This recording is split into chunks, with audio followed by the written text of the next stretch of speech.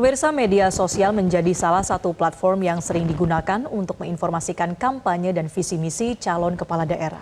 Lalu bagaimana cara kita mengetahui sosok calon yang tepat di tengah pencitraan?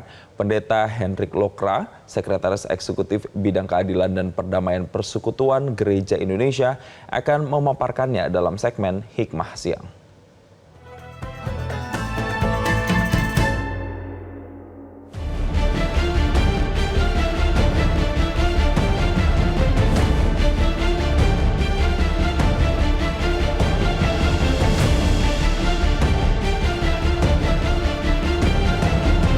Tahapan pemilihan kepala daerah serentak telah dimulai.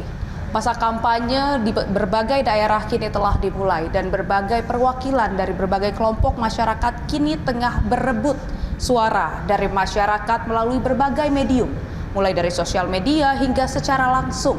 Kini tengah mendebar janji kepada kalangan masyarakat untuk mendapatkan suara mereka. Dan tentunya masyarakat kini harus dengan seksama memilah-milah kemudian menyeleksi manakah calon pemimpin kepala daerah yang harus mereka pilih untuk tentunya mendapatkan pemimpin yang terbaik. Lantas sebenarnya calon kepala daerah yang mana yang terbaik menurut pandangan agama? Dan kali ini kami telah berada di kantor Persekutuan Gereja-Gereja Indonesia dan kami akan bertanya langsung dengan Pendeta Hendrik Lokra selaku Sekretaris Eksekutif Bidang Keadilan dan Perdamaian Persekutuan Gereja Indonesia atau PGI. Selamat siang, Pendeta.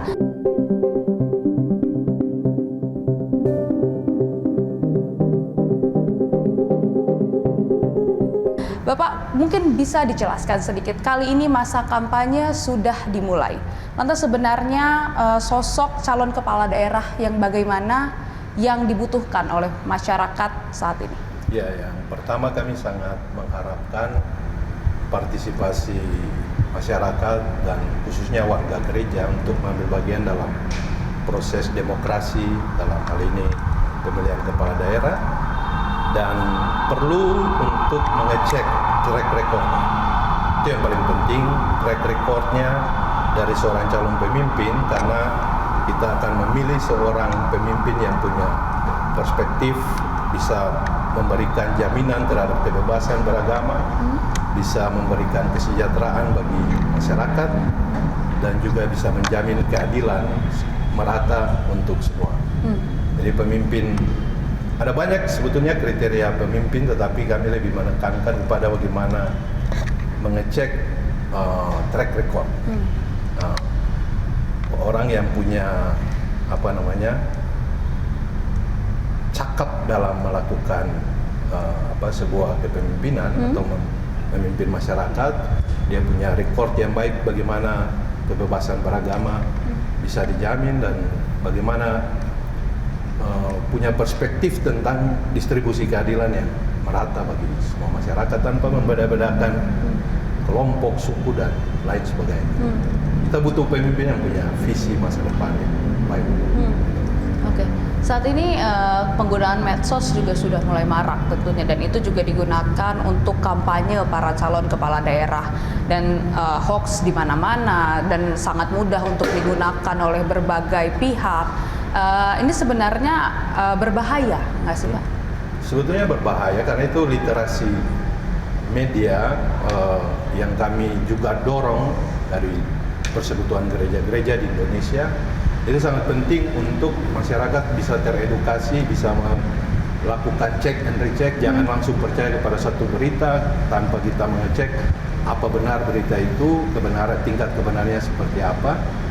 Tapi yang paling penting juga adalah semua yang tampil di media sosial itu adalah polesan, dan karena itu yang paling penting bagi kami adalah mendorong masyarakat, dalam hal ini juga warga gereja, untuk melakukan check and recheck secara sungguh-sungguh.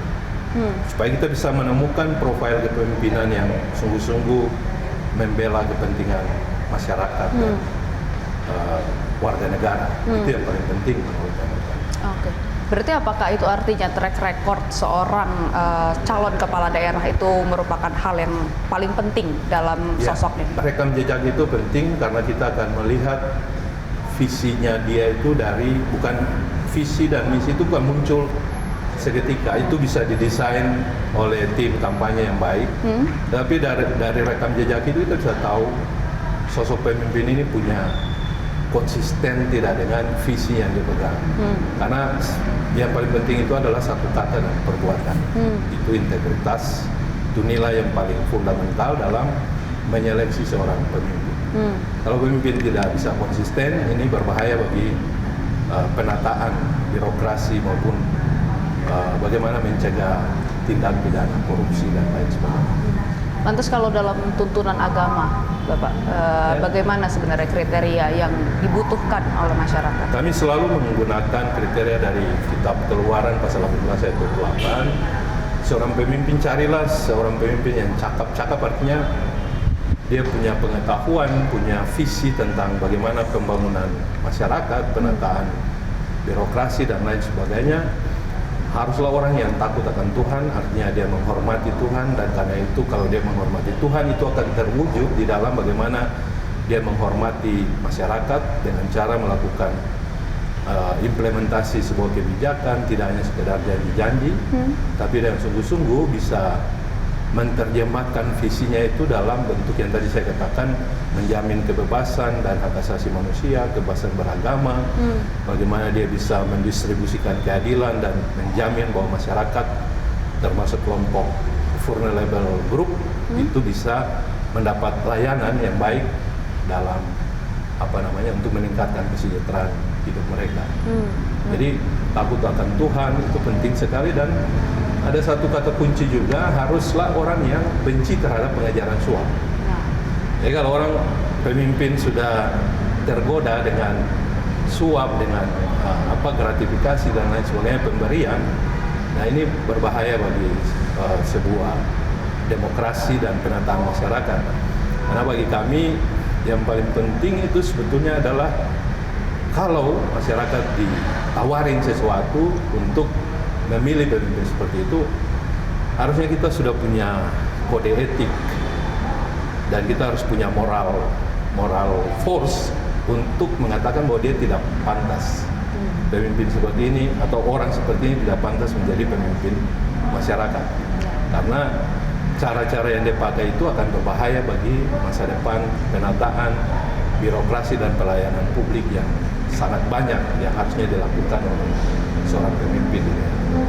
Takut terhadap suap, ya Bapak ya? Ya, berani menolak pengejaran suap. Benar. Kemudian kita akan membahas soal sosok di balik calon kepala daerahnya. Seberapa pentingnya ini orangnya maupun kelompok di balik calon kepala daerahnya ini? Tentu ada banyak kelompok yang bermain di sekitar situ, di balik mendukung calon-calon tertentu. Dan kita harus juga punya referensi yang banyak, bertanya kepada orang yang lebih mengetahui, kepada pimpinan atau kepada tokoh masyarakat. Kira-kira ada apa di balik itu? Dan di balik itu sebetulnya adalah yang paling kita peringatkan adalah jangan sampai terjebak pada oligarki. Karena oligarki itu merusak demokrasi. Jadi kalau orang yang sudah mulai, dan saya rasa ada agak sulit untuk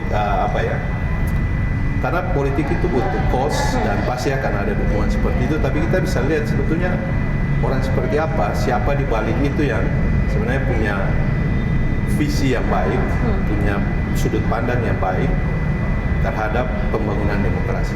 Kalau uang dipakai untuk menggoda masyarakat dan itu didukung oleh kelompok oligark tertentu seperti itu, berarti itu berbahaya untuk sebuah demokrasi. Berarti bukan hanya sosoknya, tapi juga kelompok di balik sosok calon kepala daerah itu penting. Penting. Ya? Baik, terima kasih Pendeta atas waktunya. Itu tadi merupakan sosok calon kepala daerah yang baik, yang memang harus dipilih oleh masyarakat, bukan hanya berdasarkan siapakah sosoknya, namun juga integritasnya, rekam jejaknya, kemudian juga kelompok di balik calon kepala daerah tersebut. Dari Jakarta, Syah Al-Hadar, Rifki Adi, Metro TV.